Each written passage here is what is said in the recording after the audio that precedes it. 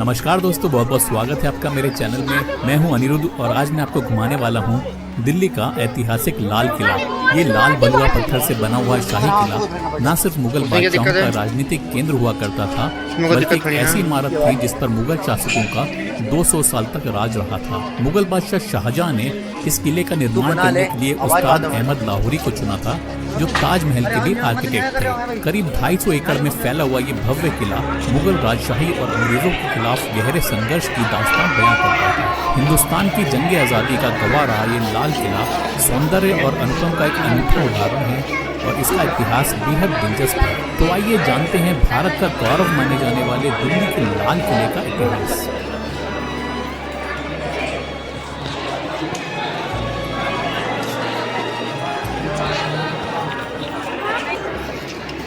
मुगल बादशाह बाबर की 7 पीढ़ियों में शासन किया था और शाहजहां जो थे वो 5वें मुगल बादशाह थे।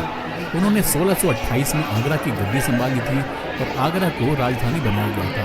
तो राजधानी पहले आगरा हुआ करती थी। उन्होंने 11 साल वहाँ पे शासन किया और उसके बाद दिल्ली को शाहजहानाबाद के नाम से बसाया गया।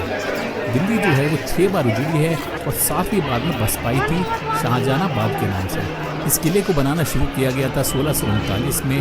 तो 1639 से 1648 के बीच में ये किला बनकर तैयार हुआ था 9 साल में। ये किला जो है 2.41 यानी कि 2.41 किलोमीटर के एरिया में फैला हुआ है। और ये जो एरिया मैं बता रहा हूँ आपको, ये पेरीमीटर में है यानी कि परिमाप में है। इस किले के 4 गेट्स हैं यानी कि Delhi gate, Salim gate, Jamuna gate और ये जिससे हम एंट्री कर रहे हैं उसको हम लाहौर गेट बोलते हैं। क्योंकि इस गेट को अगर हम फेस करके खड़े होंगे तो ये जो डायरेक्शन है, ये दिशा है, ये लाहौर पाकिस्तान की तरफ की है, इसलिए इस गेट का नाम लाहौर गेट रखा गया था। इस जगह से 1947 में पंडित जवाहरलाल नेहरू ने पहली बार स्पीच दी थी। उसके बाद से जो भी प्रधानमंत्री बनते हैं इसी जगह से भाषण देते हैं। यहाँ पर हमारे नेशनल फ्लैग के अलावा एक और फ्लैग लगाया गया है, जो है इंडियन आर्मी का फ्लैग, जिसको रोज़ सुबह आर्मी लगाती है और शाम को उतार लेती है। ये है चक्का चौक मीना बाजार। शाहजहां की 2 बेटियां थी, रोशनारा और जहानारा, और ये मार्केट उन्हीं के लिए लगाया गया था। इस मार्केट में लेडीज़ आइटम बिकता था, जैसे कि ज्वेलरी हो गया, डायमंड्स, पर्स, बर्तन वगैरह, इस तरह की चीज़ें यहाँ पर मिलती थी। तो लेडीज़ यहाँ पे बेचती थी और लेडीज़ ही इनको खरीदती थी। जेंट्स की यहाँ पर बिल्कुल एंट्री नहीं थी। ये जो बिल्डिंग है ये है नौबत खाना, इसको नक्कार खाना, वेलकम गेट, स्वागत कक्ष, तो इसको रिसेप्शन एरिया माना जाता था उस टाइम पे। इस बिल्डिंग में हर रविवार को सुबह से शाम तक ड्रम बजाए जाते थे, क्योंकि शाहजहां का जन्म रविवार को हुआ था। और आमतौर पे किसी का भी बर्थडे हम जैसे मनाते हैं तो साल में एक बार मनाते हैं, लेकिन बादशाह का जो जन्मदिन होता था वो हर हफ्ते मनाया जाता था। आप जैसे फिल्मों वगैरह में देखते होंगे, जैसे बोला जाता है कि बामुलैजा होशियार, तो यहाँ से अनाउंसमेंट किया जाता था। इस जगह से जो है अनाउंसमेंट होता था। ये जितनी भी पेंटिंग्स देख रहे हैं आप, ये अलग अलग मुगल बादशाहों के समय की हैं। ये सभी पहले गोल्ड की हुआ करती थी। ये देखिए इस बिल्डिंग में जितने भी फ्लावर्स आपको दिखाई दे रहे हैं, फूल वगैरह, सब गोल्ड प्लेटेड हुआ करते थे, जिससे कि सनराइज के समय में शाइन कर सकें, यानी कि पूरा उजाला दे सकें, चमकते थे ये सारे। और ऊपर में ये जो 5 खिड़कियाँ बनी हुई हैं, ये 5 टाइम की नमाज का सिंबल है। ये है दीवाने आम। तो जैसे प्रेजेंट टाइम में सुप्रीम कोर्ट होती है, वैसे ही उस जमाने में कोर्ट हुआ करती थी। ये गार्डन में एक तरफ लेडीज बैठा करती थी और एक तरफ जेंट्स बैठा करते थे। तो इसमें पहले मार्बल लगा हुआ था, जिसको ब्रिटिशर्स ने तोड़ दिया था और बर्बाद कर दिया था। तो चलिए दीवाने आम के पास में चलकर और जानकारी आपको इसके बारे में देता है। ये है बादशाह का सिंहासन और शाहजहां के 4 बेटे थे, दारा, शुजा, मुराद और औरंगजेब।